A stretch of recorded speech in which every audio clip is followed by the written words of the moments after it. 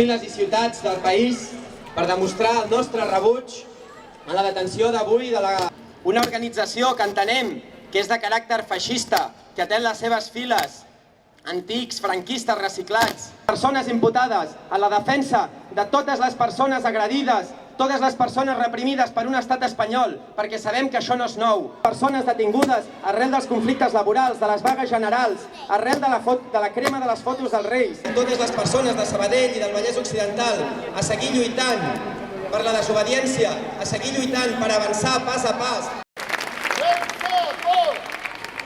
Del Parlament, la Carme Forcadell. Creiem fermament que imputar penalment un càrrec electe per menjar la bandera és un escàndol democràtic i no generar fissures en el bloc independentista.